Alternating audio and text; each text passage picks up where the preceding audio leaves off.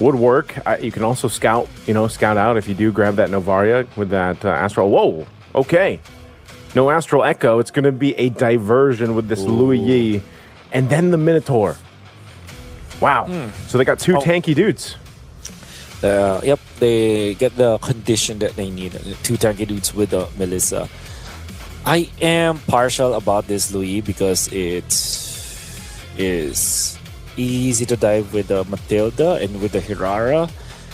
And it does not necessarily solve the Brody problem, but it solves the Barrett's problem because now if you're fronting so much with the Barretts, you allow for the Louis to just dish out damage from the backside with the duality procs, duality procs through the dispersion. And the Eudora is just a good way to clean this up. Aurora Gaming, they have drafted a very standard draft, I feel like. Very safe. Aurora Gaming. Ladies and gentlemen, we're going to jump into the Land of Dawn here. It's game one of our third place deciding match between Selangor Red Giants and Aurora Gaming. Wolf, let's take a quick look at the emblems. Would say pretty standard. They're not seeing anything so different in here. Inspire and Wilderness Blessing for Stormies are pretty standard. And wow. Yep, nothing really out of the ordinary for both teams. Some really good dodges there from Rosa, by the way. A little sidestep here and there. Able to go ahead and poke down. Again, the Eudora has also... It's so funny how Eudora was just picked and picked and picked until she kind of slowly fell down, And like you mentioned, that Eudora... Whoa, there is burst on Uni. Oh, so much damage out there. Did he just show up there and want to fight Tienzi, or I don't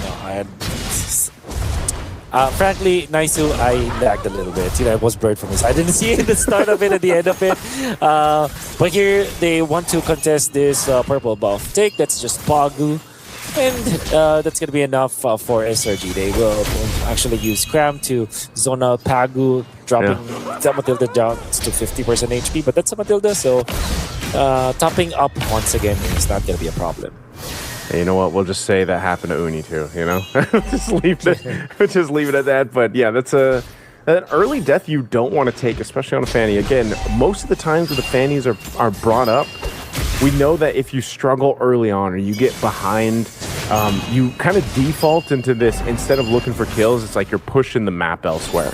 Yeah. Looks like he might try to make an attempt on Tienzi now. I do want to die. Tienzi! Oh, so much damage coming from Uni! Oh. And then dodges Lunar too. Lunar could not go for any sort of exchange, and Aurora Gaming just snoozed for a little bit. They already lost one of their heroes up top. That's Tienzi down for the count. Turtle being started by SRG. Right now, Uni back in action to collect it. That's how fast the Fanny can travel around the map. 3-man stun coming out from Aurora Gaming. Not from Rosa, but SRG will be safe. They get out there. Okay, not too bad, not too bad. Uni getting revenge there. Able to go ahead and take out TNZ. That's fine. Innocent now. Oh, Innocent, you're in trouble. Innocent is in trouble. Go away, already used, but the damage from Rosa is too much. Innocent actually keeps himself alive. The heal coming up from Victor is enough. Minoan Fury will not hit, but the secondary stun will. In comes Uni once again, but TNZ is not the best target now for SRG. And if I'm seeing this correctly, you can see that TNZ actually has a lot more EXP compared to the Fanny.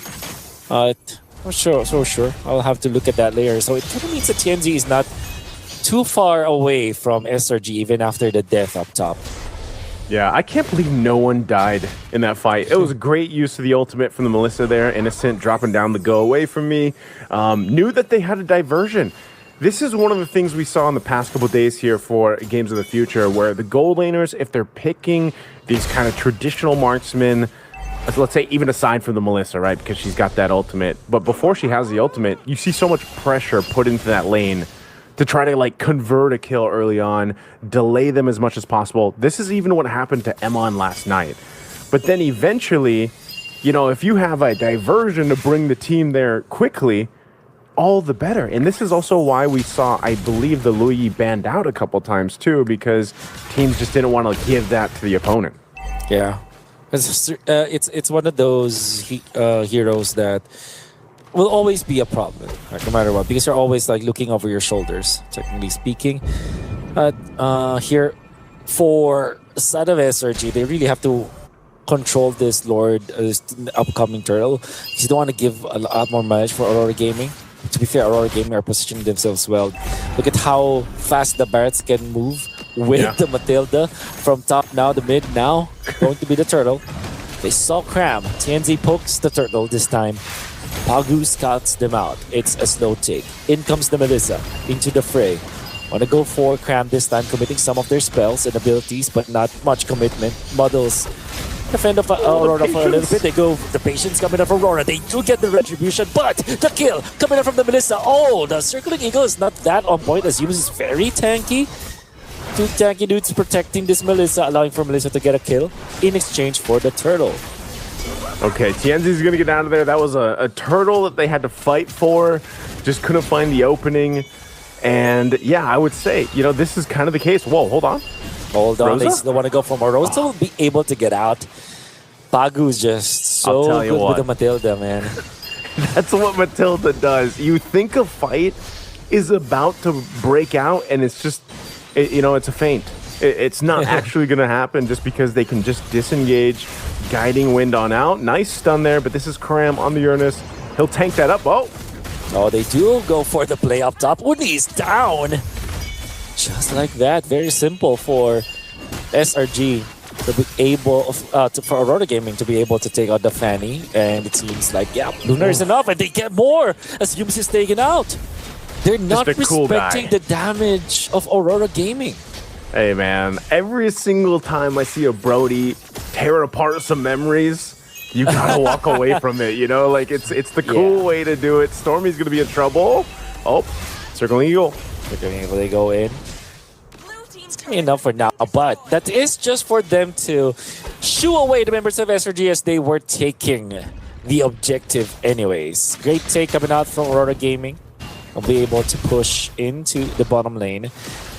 And in the middle, they put their they place their influence once again in here. Cool. Oh, look at this! They're just farming up top. The Brody with the Matilda again. Oh my goodness! There's so much that Paga is doing. You can just rotate as quickly as you need to. I mean, I guess in a way for SRG, at least you're on flying clouds. A lot of these deaths early on, you know, you'll be back up, you just join the fight, but I think they're getting to this point where they're falling behind. Daytona's welcome. Daytona's welcome for the entry, but the counter from the backline, Snow Stance, Yumes is out.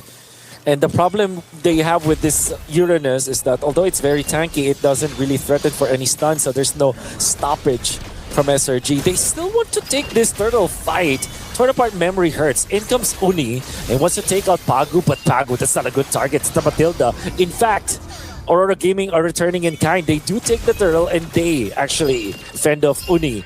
The Aurora Gaming siege composition is now online. 5-man unit in the middle. Hirara with a dodge. And they will also escape the Minoan Fury. And there's a 4-man stun coming out from Sigi. More electrifying damage coming out from both this Eudora as well as this Brody. The double electric composition coming out from Aurora Gaming. It's too much to handle. Is that what Brody has? Does he have electricity in those marks? I think so. You know, he's got the, I don't know what it is, arcane energy or whatever it is, but it definitely hurts. And that's a kill that's easy to get for them. Off the stun, the lightning ball stun. Lunar man. Again. They do have the damage. Flicker committed. That's going to be enough. Lunar bid his time down the bottom lane. Understood where the Fanny could be.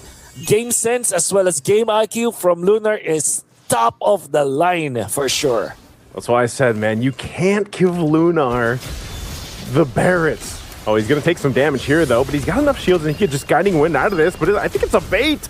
They're going to force the flicker anyway. There's a heal from Yumes, but look at this. Lunar just knows. He's so safe to be able to just say, I can play at less than half health. I can just fly. Like, I can evolve whatever this dinosaur is, I can then get wings because I have a Matilda in the hands of Pagu. I just like how Aurora Gaming are so good with it. And most especially the way they're utilizing the Matilda. It allows for the Barretts to get into the fight, the Brody to get into the farm. And whenever they press the attack, you know that they can be aggressive because there will be the Matilda to heal them up anyways. So they're always incentivized to make an aggressive play against SRG. And not only are they doing that, they're also making the right moves. They're reading the map like crazy.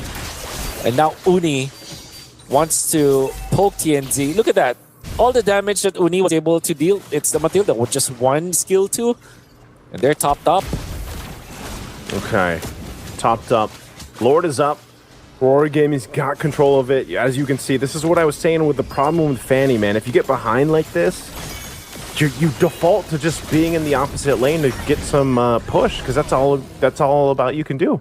So Lord is secured. Aurora Gaming gets that secured. They're going to be looking for another kill. You're not going to be able to survive this as Cram tries to get away. He does pop the Consecrate, but TNZ will pick up that one, and they're going to take this tier 2 turret down as well. Amazing siege coming out from Aurora Gaming. SRG seems like they can't do anything right now. Holy Shields to be popped with just 1 minion up top. So good setup coming out from Aurora Gaming. And they will try to push TNC going into the backlines just to poke, just to force some reactions. Reactions are there coming out from SRG as Innocent dips himself into that fight. They do defend, and they will only lose about 30% HP on their turret up top. But Aurora Gaming are relentless. They want to try in the middle because they do have the Lord. TNZ, look at that. How brave TNZ is. Forcing reactions again from SRG. No more Holy Shields. Out of the backlines though. Great initiation from Innocent. Catching the Brody. They take out one. That's an immediate takedown. SRG finding the Brody. The heals coming up from Pagu wasn't enough. And it will be Innocent to collect the kill. All the while that's happening, Uni is going to be there. Look at this. That diversion play. I really want to find out how they took out the Brody, but I guess it's just a duality stack. And for some reason, they take out one kill. Uni. Now Lunar in trouble. Overstaying in front of SRG. Cram pops the recalls, but you gotta be careful. TNZ on the backlines. Yumes receives the damage. Damage from Melissa though. They're returning in kind, SRG. TNZ still wants to fight. No in comes way. Pagu with the Circle Eagle. They stun Stormy, but there's no follow-up just yet. They're quite slow. They want to go for another kill. They eventually take out Yumes with the damage coming in from TNC. 3 versus 3. But the damage of torn apart memory, poking them down. TNC wants to collect the kill, but he won't be able to do so. Cram overstayed, and now he's able to with the Sky Piercer. Skinky Boom is gonna take the turn. And they want to go for more up top, and they're not stopping. Nice to Aurora Gaming. He's way too good at it. Wolf, the fight started in the base, it went down to the mid lane, and then ended in the base of SRG. And that was probably one of the longest continued fights we've seen in MLBB. I mean, my goodness, is that, again, the power of the Matilda, and also we got to throw in some flying clouds there too, right? Give it up to the flying clouds to bring everybody back into the fight that quick. But it all resulted into some base turrets going down for SRG. I still have to commend what they were able to do, how they found Sigibum and actually were able to defend in the base and try to turn the tide. That might have been the best opportunity that they had to make something happen. Unfortunately, it didn't, but they did start to get at least a little bit of gold in their pockets. Now, Innocent picks up a major defensive item, gets the Wind of Nature at least, and what we're seeing here is Aurora Gaming is weaving around TNZ. TNZ has these stacks here, and they just kind of whittle down the member of the SRG and then want him to go ahead and finish it up with that stack, that Sky Piercer that he has. So Sigibum's going to go ahead and start up this Lord. It spawns in. I'm wondering, the Selangor Red Giants actually want to contest this? Well, still keep getting taken out by Aurora Gaming quickly. Already utilizing the models this time. No ultimate commitment just yet. Luna wants to go in. TNC is here. They want to poke Crab. And not even poke. They're threatening for a lethal. Now up against her. The no Luna goes in. But the damage coming up from Rosa. Go away. Stopping two. It's not going to be enough. The Hirara will be able to get the kill. TNC onto the backline. Still, they're fighting dead for now. Does pop the immortality with Uri going in. Damage coming out from Stormy will not be enough as they get away from danger zone, and the kill onto Innocent is enough for Aurora Gaming to retreat and get to the Lord this time. So they retreat. That was really good juggling happening there. Uni was able to go ahead and at least get TNZ low enough, but he bought the immortality. That procced. He was able to get out with a guiding wind. Then he picked up a Winter Crown too. He hasn't used the Winter Crown, so he still has that, and he maintains that Sky Piercer that he has. But there is starting to show that it's getting a little bit harder to just kind of force into these fights. They have to rely on Lunar to get the Daytona's welcome or the stuns from Rosa, and that's one of the major things. Now that they've got the Lord, though, and there's only one base turret for SRG. This is going to be another case of, can they pull off this defense? Can they make something happen? Whoa, cramp! Whoa! But he's not gonna survive. The Sky Piercer from Tianzi makes quick work now. They will use the Daytona's welcome for another tank hero. That's Humes will not survive long. Seeking Boom feels confident. The Tournament memory is gonna be enough because there are no tank heroes anymore for SRG. They're not taking the base, and Innocent with it. They want to go for a clean wipe, but it won't matter. Game 1 goes for Aurora. Game